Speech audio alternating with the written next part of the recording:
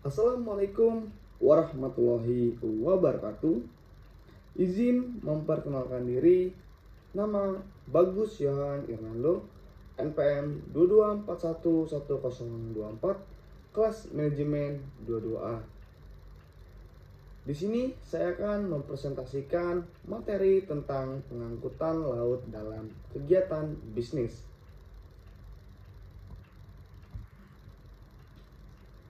Baiklah, pengertian pengangkutan laut. Yang pertama, pengangkutan laut merupakan aspek penting dalam kegiatan bisnis internasional. Ini melibatkan pergerakan barang melalui kapal laut dan mencakup berbagai hal seperti rute pengiriman, logistik, asuransi pengiriman, dan penanganan kargo.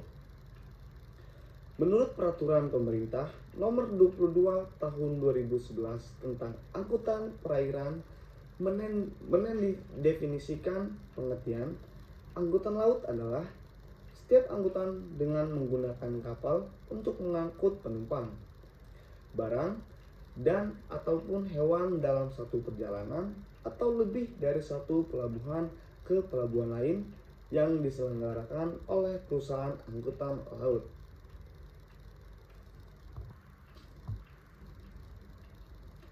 Ini dia tujuan dan fungsi angkutan laut. Tujuan pengangkutan laut adalah meningkatkan daya guna dan nilai baik barang maupun penumpang yang diangkut dari satu pelabuhan menuju ke pelabuhan tujuan. Yang kedua, fungsi pengangkutan secara umum adalah memindahkan barang atau orang dari suatu tempat ke tempat lainnya dengan maksud untuk meningkatkan daya guna dan nilai. Next slide. Prinsip tanggung jawab dalam pengangkutan. Yang pertama, prinsip tanggung jawab berdasarkan kesalahan atau fault liability. Menurut prinsip ini, setiap pengangkut yang melakukan kesalahan dalam penyelenggaraan pengangkutan harus bertanggung jawab membayar ganti kerugian atas segala kerugian yang timbul akibat dari kesalahan itu. Yang kedua, prinsip tanggung jawab berdasarkan praduga atau presumption of liability. Menurut prinsip ini, pengangkut dianggap selalu bertanggung jawab atas setiap kerugian yang timbul dari pengangkut yang diselenggarakannya.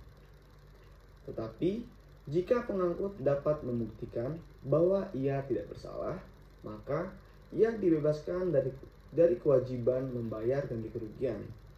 Yang dimaksud dengan tidak bersalah adalah tidak melakukan pelayanan, telah mengambil tindakan yang perlu untuk menghindar kerugian, atau peristiwa yang menimbulkan kerugian itu tidak mungkin dihindari. Yang ketiga, prinsip tanggung jawab mutlak atau bisa dibilang dengan absolute liability. Menurut prinsip ini, pengangkut harus bertanggung jawab membayar ganti kerugian terhadap setiap kerugian yang timbul dari pengangkutan yang diselenggarakannya tanpa keharusan pembuktian ada tidaknya kesalahan pengangkut.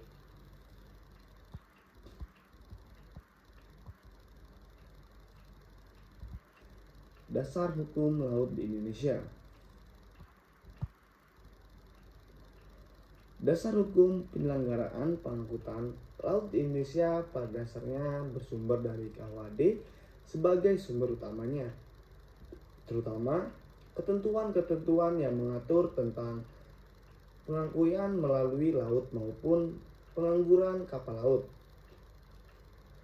Di samping peraturan pelaksanaan pengangkutan laut lain serta ketentuan mengenai perikatan secara umum yang diatur dalam KUH Perdata, ketentuan yang mengatur penyelenggaraan pengangkutan laut maupun penggunaan kapal laut di dalam KUHD meliputi yang pertama, buku 2 KUHD titel 5 mengenai penyediaan dan penggunaan kapal, yaitu diatur melalui pasal 435 sampai dengan pasal 436 KUHD. Yang kedua, buku 2 KUHD titel 5A mengenai pengangkutan barang, yang diatur melalui pasal 466 sampai dengan pasal 520 KUHD. Dan yang ketiga, buku 2 KUHD titel 5B mengenai pengangkutan orang yang diatur melalui pasal 521 sampai 533 KUHD.